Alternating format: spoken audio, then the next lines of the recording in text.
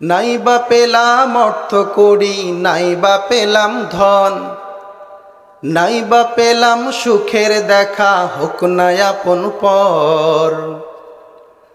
পথের ধুলোই জীবন আমার হোক ধূসর মলিন, অনাহারে অনাদরে যাক না কেটেই দিন। তবু দুঃখ আমার নাগাল কবু পাবে না হৃদয়, সব হারালেও তাও করি না নিঃস্ব হওয়ার ভয়।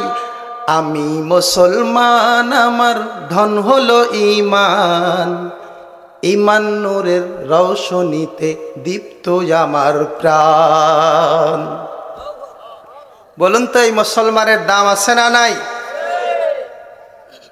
মুসলমানের দাম আল্লাহর কাছে অনেক বেশি। কাবা শরীফ থেকেও মুসলমানের দাম বেশি, কারণ আল্লাহ তাবারক ওয়া তাআলা পুরা পৃথিবীকে সাজিয়েছেন ঈমানওয়ালা ইসলামওয়ালা মুসলমানের জন্য। মুসলমানের মূল্য কত আল্লাহর কাছে এটা বোঝানোর জন্য হাদিস থেকে ছোট্ট একটা মিসাল দেব। ইয়া আইয়ুহাল্লাযীনা আমানু কুতিবা আলাইকুমুস সিয়াম কামা কুতিবা আলাল্লাযীনা মিন ক্বাবলিকুম লাআল্লাকুম তুরহামুন। হে ঈমানদারগণ, তোমাদের উপর রোজাকে ফরজ করা হয়েছে যেমন ভাবে অন্য অন্য উম্মতদের উপর ফরজ করা হয়েছে। এজন্যই তোমাদের উপর রোজা ফরজ করা হয়েছে যেন আল্লাহ তোমাদের উপর তার রহমত বর্ষণ করতে পারেন। ওরে আল্লাহর গোলাম, রোজা এমন একটা দামি ফরজ, এমন একটা দামি ফরজ।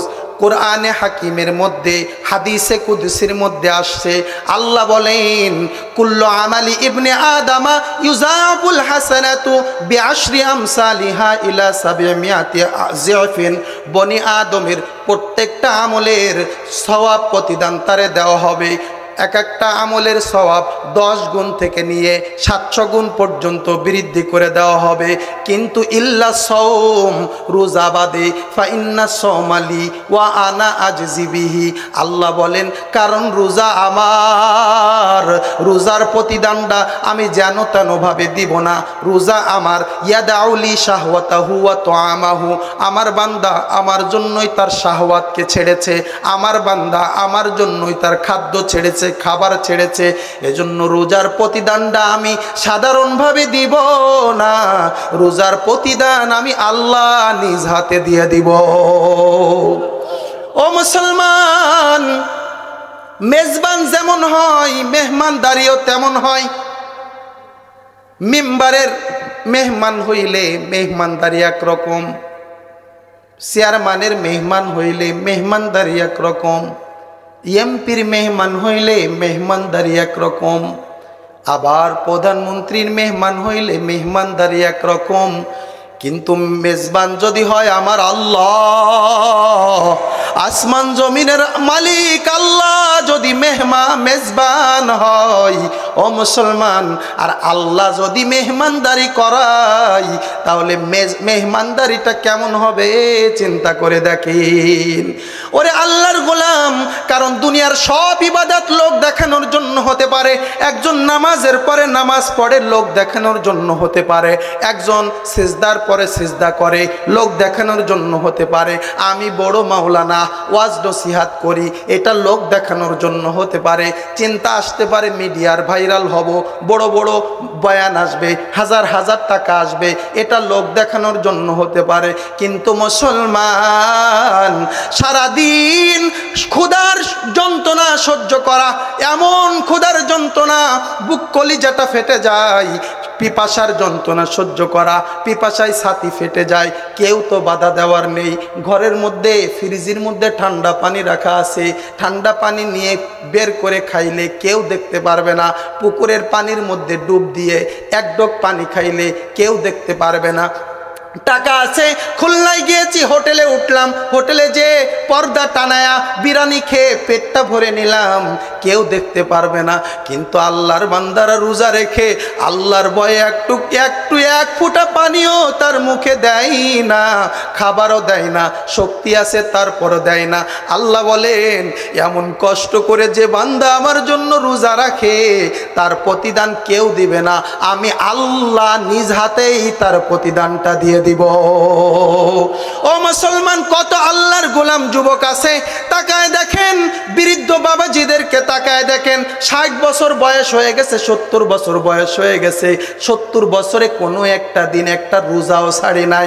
আর যুবকদের দিকে তাকায় দেখেন, অনেক যুবক এমন আছে যে যুবকরা 10 বছর সাবালক হয়েছে, বালেগ হয়ে গেছে, 10 বছরের মধ্যে একটা রোজাও রাখি নাই। আবার গর্ব করে করে একটাও রাখিনি আমি। রোজা তো রাখেই না, বেহায়ার মতো রোজাদারের সামনে বিড়ি সিগারেট টানে আর ধোঁয়াটা রোজাদারের মুখের উপর মানে। ও আল্লাহর গোলাম যুবক, তোমার আজকে যৌবনের পাগলামি আছে, তোমার আজকে মাথার মধ্যে যৌবন আছে, টাকা পয়সা আছে, তুমি যৌবনের নেশায় পাগল হয়ে গেছো। কিন্তু যুবক রে, ওই হাসপাতালের বেডের দিকে একটু তাকায় দেখো, 250 বেডের দিকে একটু তাকায় দেখো, তোমার মতো হাজার হাজার যুবক যাদের টাকা আছে, পয়সা আছে, পাউটা নষ্ট হয়ে গেছে, কারোর কিডনি নষ্ট হয়ে গেছে, কারোর ব্রেন ক্যান্সার হয়ে গেছে, কারোর রক্ত নষ্ট হয়ে গেছে। ও আল্লাহর গোলাম যুবক, গতকাল নিউজের মধ্যে দেখলাম বাপ মা আর সন্তান, যুবক সন্তান যাচ্ছিল ঢাকার পথে সফরে, এক সফরে প্রাইভেট কারের মধ্যে স্টেশনে দাঁড়াইছে গ্যাস নেওয়ার জন্য, গ্যাস পাম্পের থেকে গ্যাস নিচ্ছে। আব্বা আর আম্মা গাড়ির থেকে খানিকক্ষণ একটু বের হয়ে দাঁড়াইছে, কিছু কিনবে। হঠাৎ করে ওই গ্যাস নেওয়া অবস্থায় সিলিন্ডারটা বাস্ট হয়ে গেছে, বাস্ট হয়ে গাড়ির মধ্যে আগুন ধরে গেছে। ওই গাড়ির মধ্যে যুবক দাউ দাউ করে জ্বলে, বের হওয়ার টাইমটা পাইনি।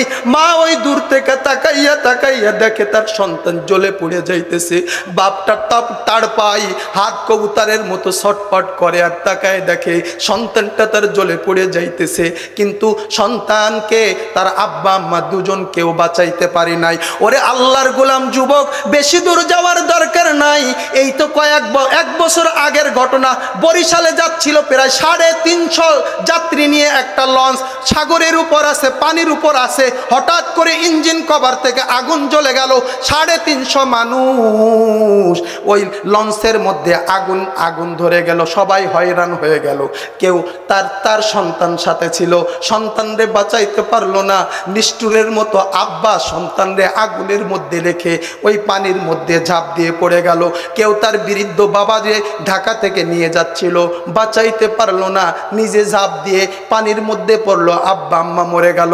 ওরে আল্লাহর গোলাম যুবক, আর কত বললে তোমার চোখটা খুলবে যুবক? তাকায় দেখো, ওই চক বাজারের মধ্যে হঠাৎ করে আগুন ধরে গেল। লাখ লাখ কোটি কোটি টাকার ব্যবসায়ী মুহূর্তের মধ্যে সব শেষ হয়ে গেল। ওই যে সন্তান তাকায় তাকায় দেখে ওই দোকানের মধ্যে তার আব্বা আটকা পড়ে গেছে, আব্বা বের হইতে পারে না। ওরে আল্লাহর গোলাম যুবক, তোমার পাওটা আগায় দাও, তোমার পাও ধরে ধরে বলি, ও যুবক, তোমার সামনে কখন হঠাৎ অ্যাক্সিডেন্ট হয়ে যাবে, হঠাৎ কখন শরীরের মধ্যে ক্যান্সার জমা হয়ে যাবে জানো না। সময় থাকতে তওবা করো, আল্লাহর কাছে তওবা করো, গোপনে তওবা করো। তওবাকারীরে আল্লাহ পছন্দ করে। আশা করা যায় আল্লাহর কাছে খাঁটি তওবা করলে আল্লাহ মাফ